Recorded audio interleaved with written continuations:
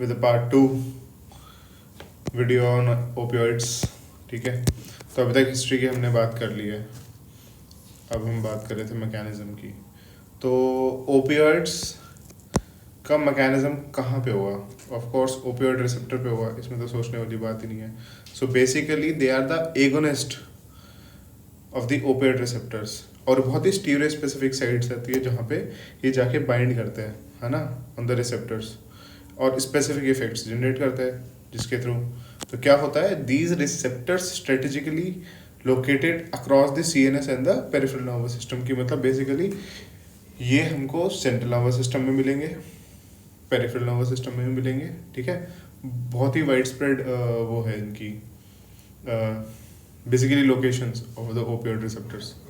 Pre and post synaptic हर जगह होता है। और मेजर फंडा आगे बताऊंगा मैं क्या क्या एक्शंस होता है, पर उससे पहले मोटा मोटा जान लेते एक बारी कि कहाँ कहाँ होता है इनकी लोकेशंस। सीएनएस में सेरिब्रम पे होता है, ठीक है, सेरिब्रल कॉर्टेक्स की बात कर रहा हूँ। ब्रेन स्टेम में रोस्ट्रो वेंट्रोमीडियल मेडुला में होंगे, जो बिल्कुल ही सेंटर वाला पार्ट हो गया आगे की तरफ। फेशियल नर्व के न्यूक्लियस वगैरह भी वहाँ पे होते हैं थोड़े बहुत। बाकी वेगस का पार्ट हो गया ना, बाकी लोकस सेरुलस में हो गया ये, और पेरी एक्विडक्टल ग्रे मैटर में भी होता है। लोकस सेरुलस इसलिए इम्पोर्टेंट है क्योंकि यहाँ पे हमारे अल्फा 2 एड्रेनर्जिक रिसेप्टर भी होता है, ठीक है, तो उनका क्लोराइड और डेक्समेंट में रोल होता है। आगे बढ़ते हैं तो लिम्बिक सिस्टम स्पाइनल कॉर्ड में होता है, सब्सटैंशिया जिलेटिनोसा, दैट इज द गेट। ठीक है, ये सब्सटैंशिया जिलेटिनोसा, इसका नाम याद रखना, आगे भी बात करेंगे इसके ऊपर। ये सब्सटैंशिया जिलेटिनोसा इज द गेट जहाँ से कंट्रोल होता है हमारा पेन। ठीक है, गेट कंट्रोल थ्योरी की भी बात जो हम करते हैं वो इसी के लिए, इसी के रिगार्डिंग करते हैं। Second to fifth lamina of the dorsal horn पे हुआ है। पेरिफेरल नर्वस सिस्टम में majority of the peripheral nerves पे होता है, नर्व एंडिंग्स के आसपास ही। जीआईटी और गैस्ट्रो ये जेनेटिक यूरिनरी ट्रैक्ट में भी होता है, इसलिए यूरिनरी रिटेंशन ये सारे सिम्टम्स भी आते हैं। डिस्टेंशन को प्रमोट करता है ये, स्फिंक्टर टोन बढ़ाता है यूरिनरी ब्लैडर की, जीआईटी के अंदर गैस्ट्रिक मोटिलिटी को कम कर देता है। ठीक है, प्रिंसिपल एक्शंस की बात कर लेते हैं।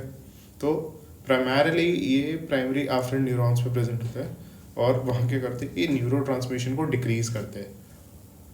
कैसे, सोचो।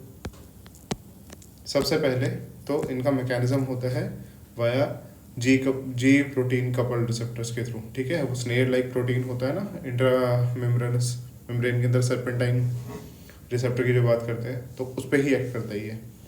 तो by the virtue of that it decreases the action of the adenyl साइक्लेज।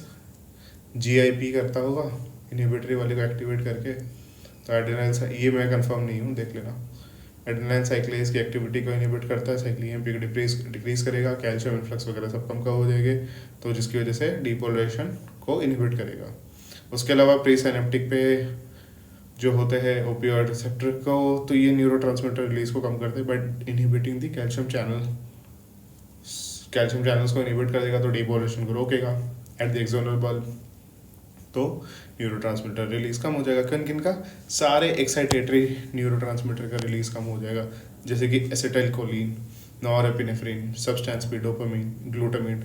इनमें से सबसे ज़्यादा तो एक्साइटेटरी होता है ग्लूटामेट, बाकी अवेकनेस और अलर्टनेस को मेंटेन करने में एसिटाइलकोलिन का रोल बहुत होता है। ठीक है, ये याद रखना, इसका भी बहुत रोल होता है। और ग्लूटामेट का ओवरऑल एक्साइटेशन में रहता है, नॉरएपिनेफ्रिन का रहता है एक्साइटेशन, और जैसे जब सिंपैथेटिक सर्ज होती है ब्रेन के अंदर। डोपामिन का तो पता ही है ना, रिवॉर्ड सिस्टम के अंदर काम आता है।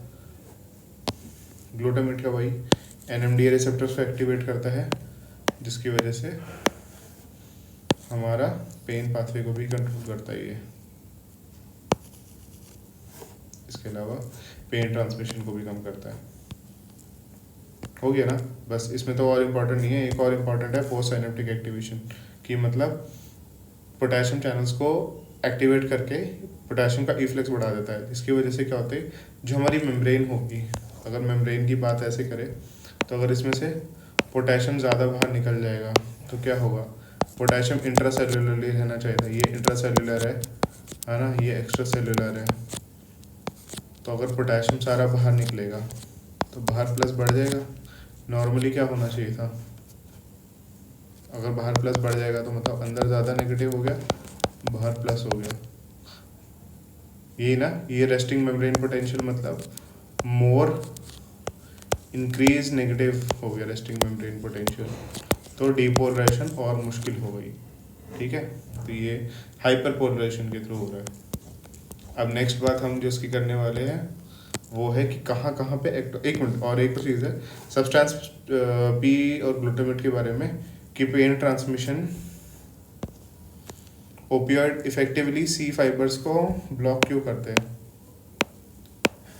अगर तुम्हें ये बात मेरी समझ नहीं आई तो लोकल एनेस्थेटिक की अगर बात करें और से ओपियोइड्स की बात करें तो ऐसा देखा गया है कि अगर लोकल एनेस्थेटिक स्पाइनल हम दे देते हैं, ठीक है, पर स्पाइनल देने के बाद भी पेशेंट डल लेकिंग पेन कई बार कंप्लेंट करता है, स्ट्रेच पेन का कंप्लेंट करता है, क्योंकि वो सी फाइबर के थ्रू कैरी होता है, the dull aching visceral pain, है ना। तो यूजुअली इसलिए बोलते हैं लोकल एनेस्थेटिक का इफेक्ट ज़्यादा रहता नहीं है सी फाइबर्स पे, क्योंकि अनमाइलिनेटेड होता है, बट ओपियोइड का रहता है, क्योंकि ओपियोइड बहुत इफेक्टिवली ये सब्सटेंस पी और ग्लूटामेट को भी डिक्रीज करते हैं, तो पेन ट्रांसमिशन को एनएमडी के थ्रू भी रोकते हैं एंड ये दूसरे ओपियोइड्स के थ्रू भी रोकते हैं, मतलब ओपियोइड का एक्शन है बेसिकली।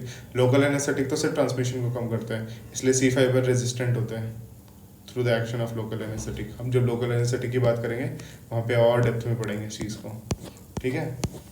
नेक्स्ट बात करते हैं, हमने मैकेनिज्म की बात कर ली, हिस्ट्री की बात कर ली, अब ओपियोइड रिसेप्टर की लोकेशन और उनका फंक्शन देख लेते हैं यहीं पे। तो लोकेशन की बात हो गई, अब टाइप्स कौन कौन से हो गए, म्यू, कैपा, डेल्टा, ठीक है। तो म्यू की बात करते हैं पहले, तो म्यू होते हैं हमारे दो, म्यू 1 और म्यू 2, ठीक है। तो सारी अच्छी क्वालिटी जो भी याद रखनी है ना तुम्हें, तो वो ऐसे याद रखनी कि म्यू 1 है भाई अच्छा सबसे दुनिया का, यूफोरिया कराएगा, ठीक है, म्यूसिस कराएगा, यूरिन रिटेंशन कोई अच्छी क्वालिटी नहीं, ये खराब क्वालिटी है, एनाल्जेसिया, ब्रैडिकार्डिया, हाइपोथर्मिया कराएगा, ठीक है। सारी खराब चीज़ें कौन सा कराएगा, म्यू 2, खराब को चला अलग कलर से कर देते हैं, ठीक है, म्यू 2। ये हो गया respiratory depression, ventilation depression, basically respiratory rate और मिनट वेंटिलेशन ओवरऑल डिक्रीज करेगा, टाइडल वॉल्यूम को भी डिक्रीज करेगा, रेस्पिरेटरी रेट को भी डिक्रीज करेगा। फिर कॉन्स्टिपेशन, फिर कैपा की बात करें तो एनाल्जेसिया, डिस्फोरिया, मियोसिस, डायूरिसिस, बेसिकली सारी एंटी एक्टिविटी को बढ़ा देगा। एनाल्जेसिया तो रहेगा ही, एनाल्जेसिया तो हमारे फर्स्ट वाले में भी था, कैपा में भी है और आगे भी रहेगा डेल्टा में, मतलब बाकी डिस्फोरिया कराता है वो यूफोरिया कराता है, मियोसिस दोनों कराता है, डायूरेसिस ये कराता है वो रिटेंशन कराता है, ठीक है। तो डायूरेसिस ज़्यादा बार बार सुसु जाएगा तो पेशेंट परेशान होगा ना, इसलिए ख़राब चीज़ है ये, डिस्फोरिया भी ख़राब चीज़ है हमारे लिए, मियोसिस का दोनों में कोई फ़ायदा नहीं हो रहा। बाकी थर्ड वाले में म्यू जैसा ही है बट कॉन्स्टिपेशन एक्स्ट्रा है, ठीक है, बेसिकली एक्स्ट्रा भी नहीं है, वो म्यू 2 का था ही, तो याद कर लेना भाई तुम्हें, कैसे मेरे को तो रट के गया था ये बिल्कुल, बट मोटा मोटा ऐसे ही याद रख लेना कि एनाल्जेसिया तीनों में ही है, सारी अच्छी चीज़ें म्यू 1 में होती है, कैपा में सारी एंटी चीज़ें होती है, ख़राब चीज़ें होती है, ठीक है, और डेल्टा इज़ ओके ओके, है ना। और रेस्पिरेटरी डिप्रेशन वगैरह सिर्फ म्यू 2 के अंदर होता है, ठीक है, और डेल्टा के अंदर होता है। चलो नेक्स्ट पार्ट में बात करेंगे आगे का।